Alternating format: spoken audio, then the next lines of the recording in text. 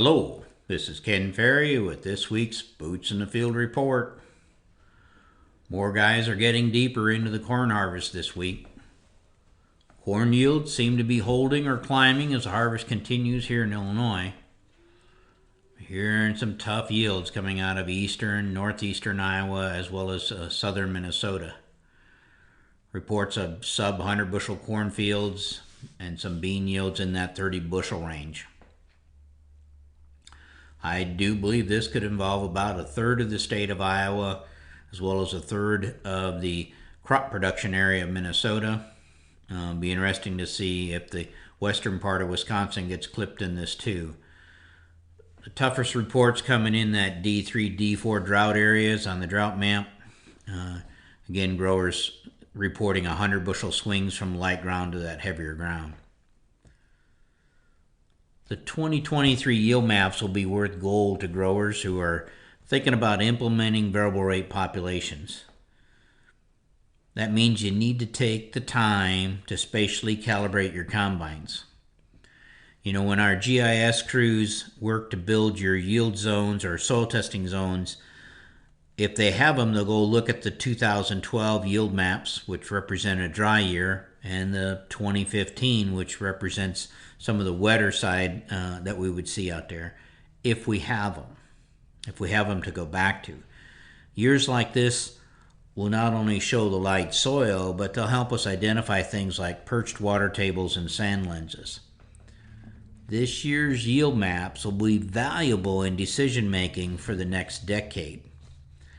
So when you got a year like this that comes around every 10 to 12 years, you got to make the best of it with your spatial maps. I know sometimes when the yield's not where you want it, guys get a little frustrated and decide not to spend the time to calibrate those combines. But guys, we need these maps.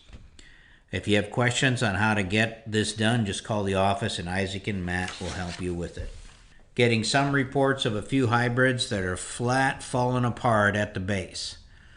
For the scouts out there, when you find one hybrid in trouble, not passing the push test, check it wherever it's planted. Now, while we're seeing a number of stalk rots out there, anthracnose stalk rot seems to be the big one right now. And these hybrids are coming apart from the stalk rot, but they're still yielding well. So some of these hybrids obviously would cannibalize the stalk to maintain kernel fill.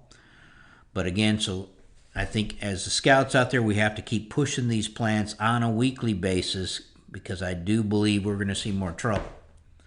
Combine operators, you need to follow the harvest schedule when the scouts are giving it to you. I know this is going to cause some jumping around with equipment, but anything is better than picking down corn. Now, most of these plants have been tapped hard this summer to deal with the dry weather. So I do expect standability to be a challenge in all the fields as the season wears on. This is not something that we're going to clean up and go away. We're going to have to stay on top of it. In most cases, the real light ground and the sandy areas are pulling back on yield, as we'd expect due to lack of water. But in some of the heavier ground, we're getting reports that the low ground is not keeping up with the higher elevations, and it's kind of backwards from what you would expect.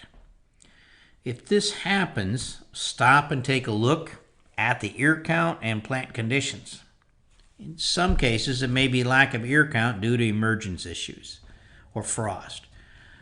Most fields are showing more stalk disease in the low ground, with 25 to 30% of the ears hanging down on dead plants, while the plant health is better in the high ground.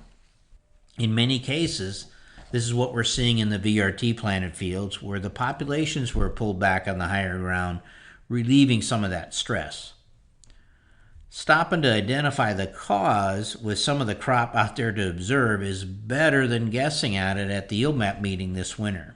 Take some pictures, do some counts, text them to us. It'll help answer questions later.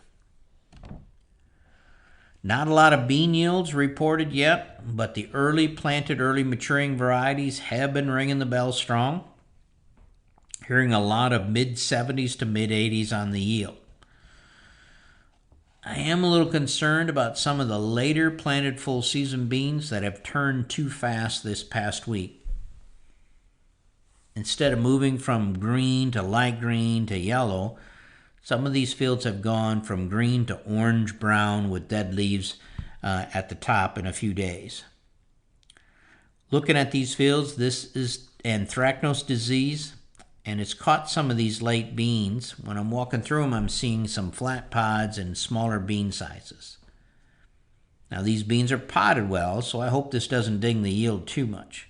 Time will tell, if these full season beans later planted are going to get tagged. We'll watch the fungicide plots to see if it shows up there as well.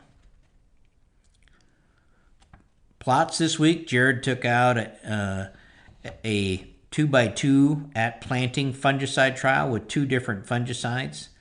The yields in the plot were in the 270 range. Doesn't look like there's any response to the fungicide on this particular plot. Jared also took out a starter plot in northeast Iowa for us. This plot got 9 inches of rain total during the growing season. 3 of those came on Mother's Day. Yields in this plot were in that 150-160 range. The starter fertilizer was 6 bushel better and 2 points drier. Matt took out a fixed flex plot over there at Quincy with 16 hybrids, where the 36,000 ranged from 186 to 243. The 22,000 side of the plot ranged from 173 to 221. The low population ranged from 8.5 bushel better than 36,000 to 50 bushel behind 36,000. 8 of the 16 hybrids will cash flow better at 22,000 in the plot this year. I think we're going to learn a lot about hybrids and defensive hybrids this year in our fixed flex plots. When it comes to plots this year, with such a wide swing in plant health, to get a good handle on actual yields, you're going to need to scale them.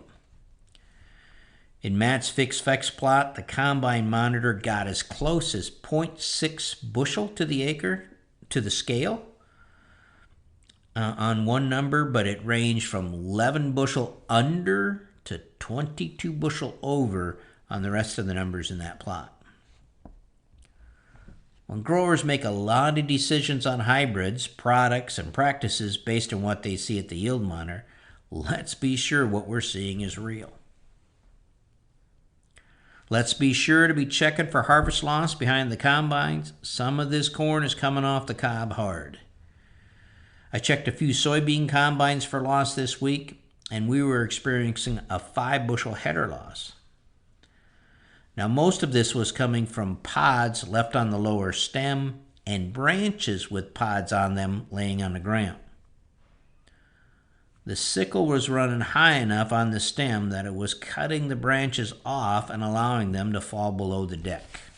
To clean this up, we had to tip the nose of the deck down, pull the reel in, and slow down the ground speed. We were able to cut this header loss to 1 bushel. So bumping yields 4 bushel or $50 an acre is well worth the time. Due to the amount of lower node branching this year in our 30-inch beans, I think this is going to be a problem across a number of fields. We just don't want to be cutting that stem above those branches if we can't get the branch to stay with us and make it into the head. When running deck tip down, you're going to have to know where your rocky areas are so we're not scooping up rocks, especially around old building sites. Running the deck that close may also give us fits if the beans pick up moisture and want to bunch up instead of sliding under the deck. The growers who are calibrating for us said for $50 they would wait for the beans to dry a little. Don't forget to give our plot team as much forward notice as you can on the plots, and don't forget to call in those fields that need fall testing as you knock them out. To stay up to date, check out our website at croptechinc.com and subscribe to our podcast, Boots in the Field Report. Keep her safe, keep her moving.